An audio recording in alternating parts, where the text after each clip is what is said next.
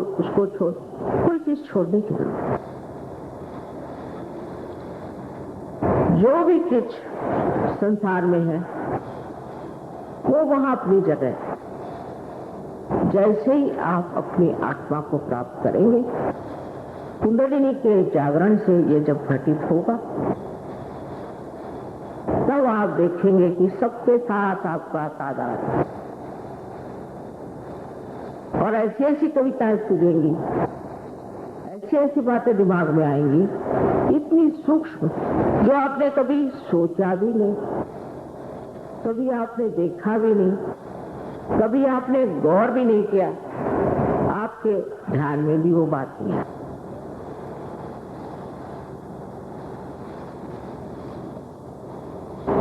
इस स्थिति को प्राप्त करने के लिए पहले नानाविध उपचार लोग करते, गुरुओं को मानते थे, बहुत कोशिश करते थे, पर नहीं बनता। ये बात बिल्कुल सही है कि कुंडलिनी का जागरण बहुत कठिन। और एक बार किसी ने श्री रामदास स्वामी, जो कि शिवाजी के गुरु थे, उनसे पूछा कि कुंडलिनी का जागरण कितनी देर में होता? उनका जवाब था कि तत्क्षण, उसी क्षण, लेकिन लेने वाला भी चाहिए और देने वाला भी चाहिए। तो लेने वाले तो मुझे दिखाई दे रहे हैं सामने बैठे,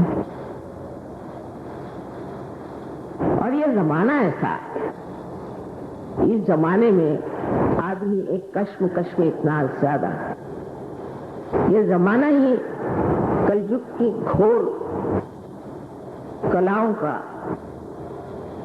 त्रासित मानव का एक बहुत ही जालिम जमाना है।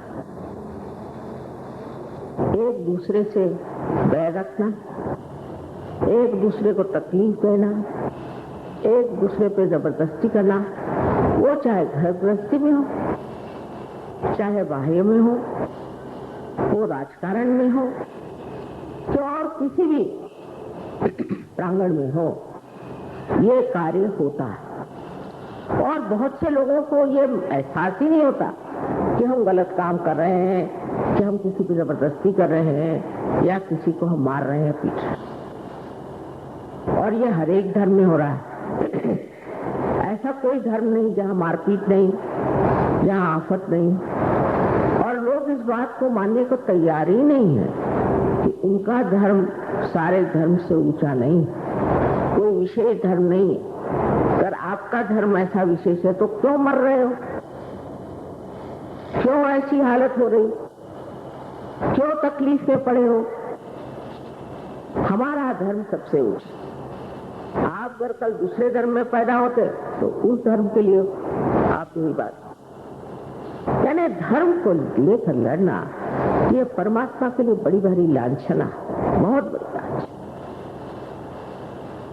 वो जमाना था, उस जमाने में जैसी जरूरत थी उन लोगों ने वो बात, पर उनको अदल बदल के ये वो करके और दूसरी बातें सामने ला करके और परमात्मा के नाम पे लड़ना, इससे बढ़ के और कोई बात। दूसरों को मारना भगवान के नाम पर, पीटना भगवान के नाम पर। जो परमात्मा क्षमाशील, दयाशील, करुणा के सागर, उनका नाम लेकर के ऐसे दारुण कार्य करना किसी भी धर्म की लांछना। किस चीज के लिए लड़ रहे हैं? कोई जमीन के लिए लड़ रहा है। ऐसे लोग जो निराकार में विश्वास करते हैं, वो जमीन के लिए लड़ रहे हैं। अरे जब आपका निराकार में विश्वास है तो ये जमीन के लिए क्यों लड़ रहे? छोड़ो। लेकिन ये सब कहने से भी कुछ नहीं होने वाला। जिन्होंने ऐसा कहा वो निष्फल हुआ। किसी ने सुना थोड़ा, किसी ने माना नहीं, ऐसे भाषा ही रह गई, बातें ही रह गई, लेक्चर रह गया, लेकिन उसका कोई असर नहीं।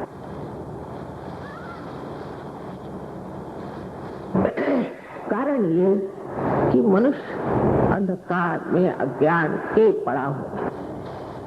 भाई कबीर ने कहा कि कैसे समझाऊं सब जगह अंधा। वही बात थी। ये दिल्ली, मैं आपसे कहती हूँ, मैं पहले सोचती थी कि यहाँ सर पटकना बिल्कुल बेकार, लेकिन उसी दिल्ली में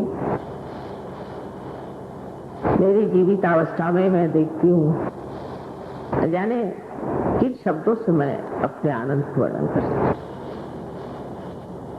इस जगह जहाँ कुंडलिनी का नाम किसी ने सुना था, किसी से कुंडलिनी की बात करो तो कहते कि आप हॉरोस्कोप देख के मैं अपना हॉरोस्कोप लेके आता हूँ। तो मैं कहती थी कि यहाँ कौन कैसे होगा, कुछ मालूमात नहीं कैसे होगा। लेकिन बाद में मैंने पाया कि यहाँ कोई पूर्वजन्म के बहुत बड़े साधु संत होंगे, खोजने वाले होंगे, ऐसे बड़े ही कोई धार्मिक लोग होंगे जो इस दिल्ली में आ गए और अब उनको ये इच्छा हो रही है कि हम अपने आत्मा को प्राप्त, वो जो उनकी पूर्वजन्म की एक आस थी वो आज जागृत। नहीं तो मैं समझ नहीं पाती।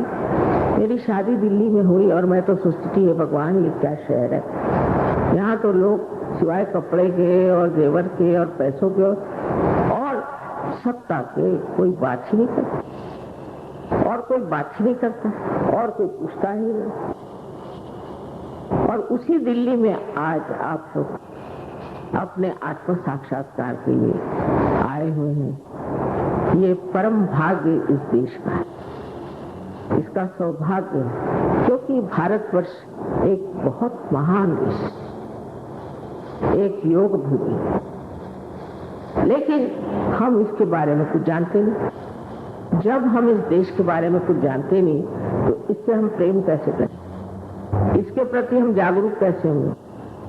मैं हैरान, लंदन जैसे जगह में रहती थी, वहाँ का इंग्लैंड देश इतना सा है, इतना सा, उसमें कुछ कहना चाहिए कि हिंदुस्तान के कितना जनाने बहुत ही कम लोग, पर हर एक आदमी चप्पा चप्पा जानता है, हर एक बात मानता है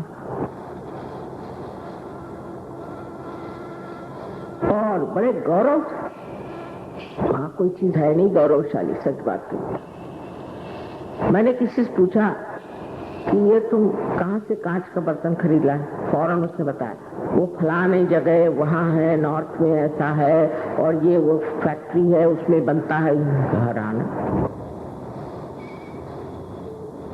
वहाँ पड़ोसी आपस में बात नहीं करते, पर हर आदमी जानता है कि ये देश हर एक चीज को जानता है, चाहे वो पढ़ा हो नहीं हो कुछ। एक देवी जी थी देहात में, उनके यहाँ गए तो वो ये नहीं जानती थी रशिया कहाँ है, पर लंदन के बारे में, हालांकि देहात में रहते, सारे देश के बारे में, इस देश क्या है वो कितना छोटा सा, एक ही बात। और अपने यहाँ तो हम लोग सब साहब हो गए, कहते हिंदुस्तान, या क्या हो गया पता नहीं, किसी के बारे में कोई बात किसी को मालूम, अड़ोसी पड़ोसियों की बस बुराई करते। ये मैं पहले की बात बता रहा, अब नहीं। और कुछ पूछो हमें नहीं मालूम, बहुत गुस्से से कहा भाई फलाने कहाँ रहते, अरे वो क्या क्लर्क है क्या, तो नहीं पता, पर ये पता वो तो क्लर्कों की बस्ती, तो आप कौन है, मैं हेड क्लर्क। इस प्रकार इतना घमंड लोगों में था, इतना घमंड। और यहाँ कहाँ देखो छोटी छोटी बातों में सबको बड़ा अपने बारे में ये कि मैं ये हूँ, मैं फलाना हूँ, मैं ठिकाना हूँ। वही हाल पुराने दिल्ली में, वही हाल नई दिल्ली में। और किस बात का घमंड था सो मुझे मालूम नहीं, लेकिन एक तरह का ऐसा वातावरण था, संभ्रांत जिसे इल्यूजन, सब भ्रांत।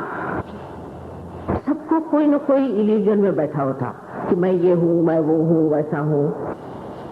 अगर आप पुरानी दिल्ली में जाइए तो वहां आप पूछे भला फलानी उसकी दुकान का, क्यों साहब हमारी दुकान क्या बुरी, यहाँ बैठिए आप। अरे भाई आप ऐसी बात करें तो कौन बैठेगा आपकी दुकान में। इस कदर कश्मकश, इस कदर आपसी बैर, इस कदर आपसी बुराई। वही दिल्ली आज सुव्यवस्थित होना चाहता है, आपस में प्रेम करना चाहता है और उस एकाकारिता को प्राप्त करना चाहिए जो परमात्मा की देन है। इससे आप ही बताइए मुझे क्या लग रहा हो। बहुत दुनिया देखी है और इन दिल्ली वालों को मैं 1000 बार नमस्कार।